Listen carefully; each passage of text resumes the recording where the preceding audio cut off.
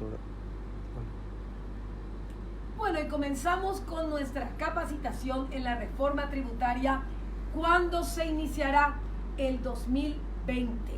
Pero lo que no se espera y se debe conocer para asesorar antes del 1 de enero del 2020 son decisiones estratégicas analizando el costo impositivo, no simplemente las tasas y no simplemente lo que se lee, sino que directamente analizando el costo impositivo. Recuerde que el libro digital gratuito de la reforma tributaria, que se llama Ley de Reordenamiento de modernización y simplificación del sistema tributario nacional, y que lo representamos con un árbol, lo podrá tener ya sea en nuestro canal YouTube Educación Tributaria Paso a Paso o también bajando de nuestra tienda online. Miremos quiénes son hoy, la cantidad de contribuyentes y cuáles son las principales obligaciones. Si vemos los impuestos indirectos, como son el IVA y el impuesto selectivo al consumo, son los que más recaudan, y esos son los que perjudican a los que menos tienen, porque justamente los impuestos indirectos son los que pagan quienes tienen menos capacidad contributiva. Entonces, bajo estos principios, justicia, equidad tributaria y apoyo a las familias de ingresos medios, se analizó esta torta de ingresos y se dijo, bueno, la renta empresarial aporta solamente el 1,3%, el IRAGRO prácticamente nada, y el impuesto a la renta personal hasta el año 2019 tenía por objeto formalizar la economía. Pero fíjense una contribución importante. El impuesto a la renta del pequeño contribuyente aporta el 17%, es decir, prácticamente igual que el IRASIS y el IRAGRO. Por eso, bajo la premisa de justicia, equidad y apoyo a las familias de ingresos menores, lo que se hizo es, en lugar de aumentar los impuestos indirectos, como lo son el IVA y el selectivo al consumo, se centró la recaudación en las personas físicas con un nuevo impuesto, IDU, impuesto a los dividendos y utilidades, y un impuesto a la renta personal que cambia muchísimo, como lo vamos a ir viendo, porque trae diferentes categorías y diferentes tasas.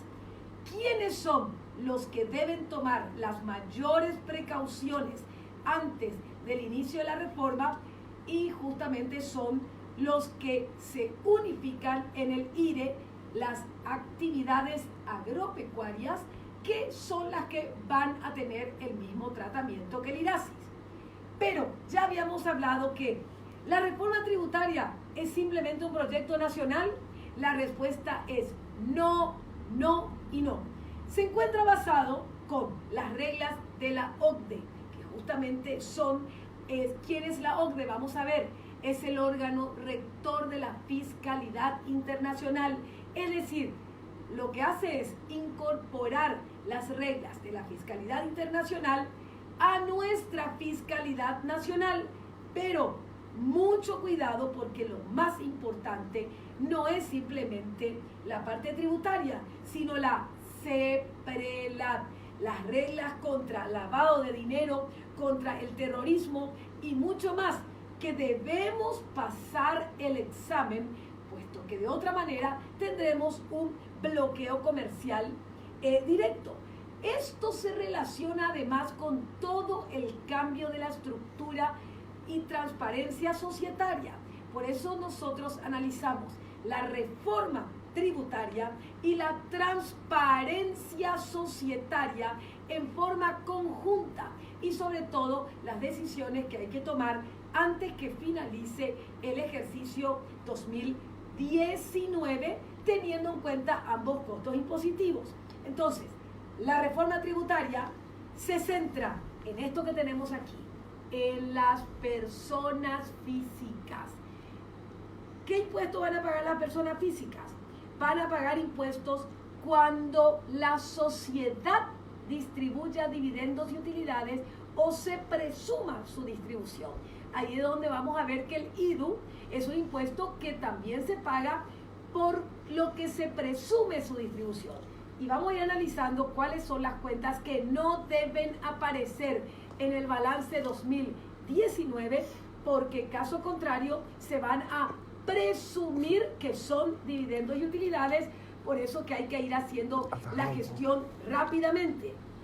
Pero se centra en la justificación del incremento del patrimonio y además trae todo un esquema en donde directamente existe una trilogía, no tiene un enfoque tributario y en realidad también hay un componente más que es el control justamente con las reglas de los aportes a las cajas sociales y al IPS.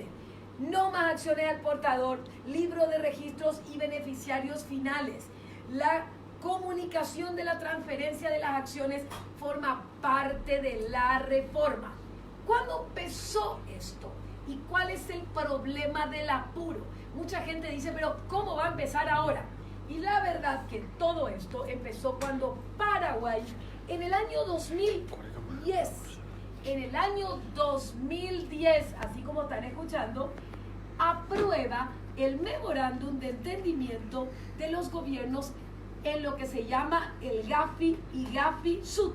En el 2010 nos hemos comprometido a realizar las 34 acciones y recomendaciones del GAFI y GAFI-SUD. Fíjense en este cuadro. En el 2017, Paraguay se incorpora al Centro de Desarrollo de la OCDE y de ahí empiezan a venir los controles. Y dice, pero Paraguay, vos prometiste no más acciones al portador, beneficiario efectivo, transferencia de información, prácticamente levantamiento del secreto bancario y resulta que no hiciste nada aún. Ahí rápidamente, luego se modifica el Código Civil en el año 2017 sin las a venir un control y dice, perfecto, me modificaste ya el estatuto, el Código Civil,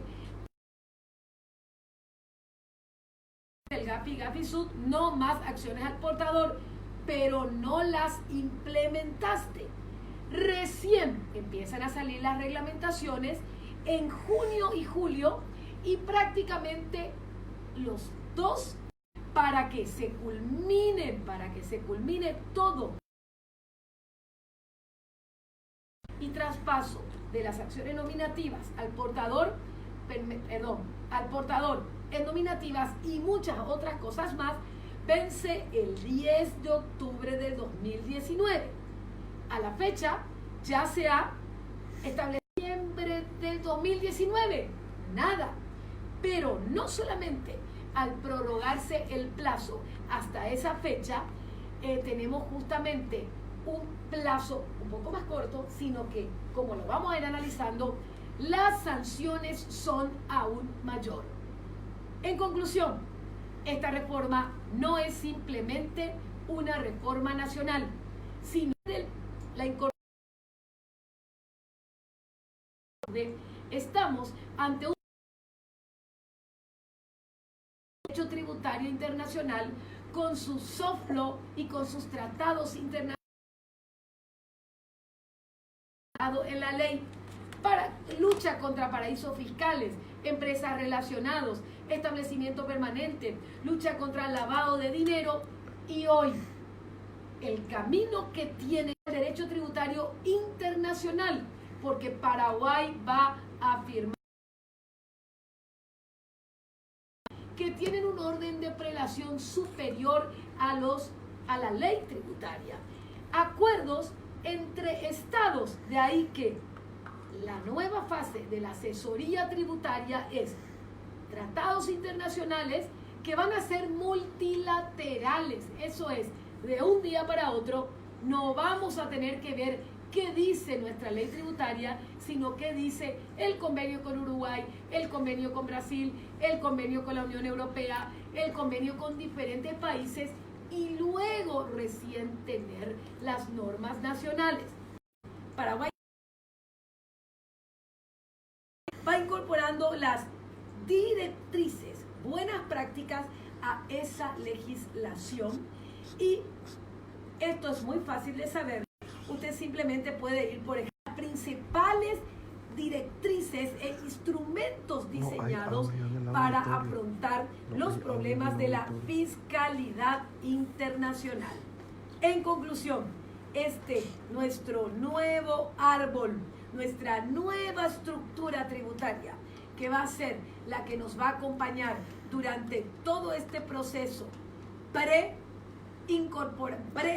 inicio de la reforma tributaria año 2020, trae incorporada estas directrices. Solamente entendido este concepto internacional y esta nueva forma de estructura basada en directrices que se van internalizando en la legislación paraguaya directamente y otras que se estarán firmando por convenios internacionales, vamos a entender la estructura que permita al Paraguay hablar el mismo idioma tributario que los demás países.